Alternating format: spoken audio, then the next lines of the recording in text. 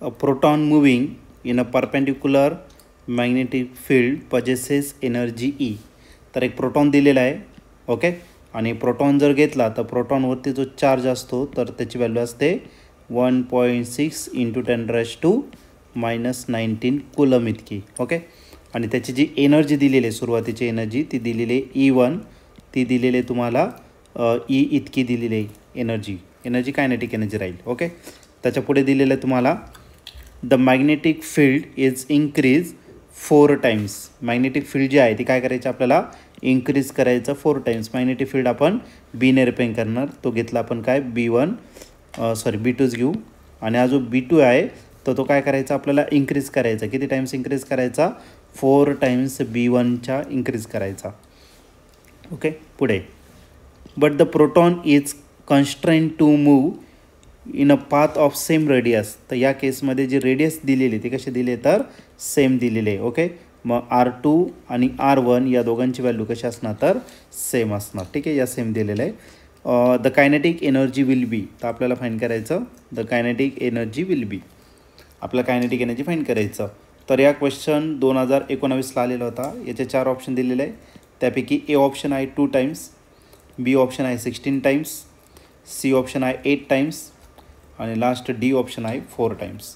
तर या 4 ऑप्शनपैकी या क्वेश्चनचं करेक्ट आन्सर काय असलं पाहिजे तर आपण याला सॉल्व करूया आणि मग डिसाईड करूया, ओके. तर सर्वात पहिले आपल्याला काय दिलेलं आहे तर एनर्जी दिलेली आहे.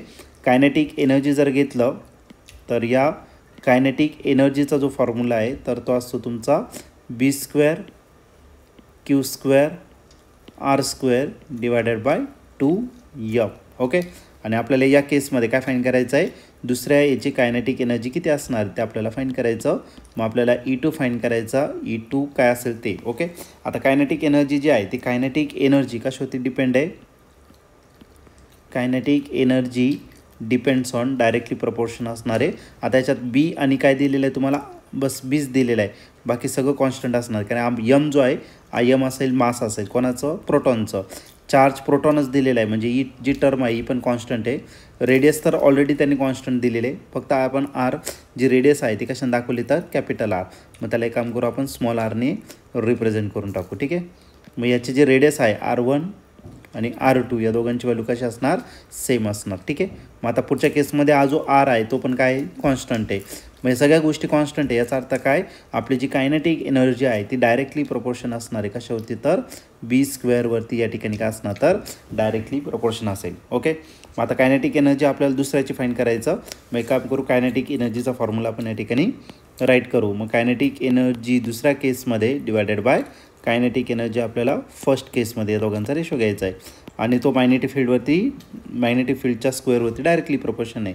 म्हणजे हा जो असेल तो काय असेल B2² आणि खाली काय असणार तर तुमचं B1², ओके. कायनेटिक एनर्जी 2ची फाईंड करायचं. आता ही जी कायनेटिक एनर्जी आहे ती कशाने पेन केली तर E2ने रिप्रेझेंट केली. पहिल्याची जी कायनेटिक एनर्जी ती रिप्रेझेंट करू आपण E1, ओके. आणि B2 जो दिलेला आहे आता दोघांचा स्क्वेअर आहे, मग काम करू ब्रॅकेट टाकू, ब्रॅकेटचा स्क्वेअर करू. B2 दिलेला आहे तुम्हाला किती 4 टाइम्स B1 आणि डिवाइड बाय काय राहिला पुन्हा B1 त्याचं काय असेल तर स्क्वेअर, ओके. आता पुढच्या केसमध्ये हा B1 आणि इथला B1 काय झाला कॅन्सल झाला, ओके. मग आपल्याला जो रिमेनिंग टर्म राहणार आहे तो म्हणजेच काय E2 राहणार इथं E2 divided by E1. E1ची value किती आहे तर E ती आपण या ठिकाणी पुट केलं आणि या ठिकाणी राहिला तुमचा 4चा काय करायचा स्क्वेअर, ओके. आणि हा 4चा जो स्क्वेअर आहे तो किती असणार तर 16, ओके. आणि अजून इकडे डिवायडेड इकडे काय केलं तर मल्टिप्लाय, ओके. म्हणजे कायनेटिक एनर्जी असणार आहे ही कायनेटिक एनर्जी आपली किती टाइम्स असणार तर 16 टाइम्स असणार आहे. आणि या ठिकाणी तुम्ही ऑप्शन जर बघितलं तर आपला ऑप्शन नंबर बी जो आहे तो या ठिकाणी आपला करेक्टली मॅच झालेला आहे. मग आपल्या क्वेश्चनचं जे आन्सर असणार ते ऑप्शन बी म्हणजेच का आपलं 16 टाइम्स असेल. तर या क्वेश्चनचा आन्सर ऑप्शन बी असेल.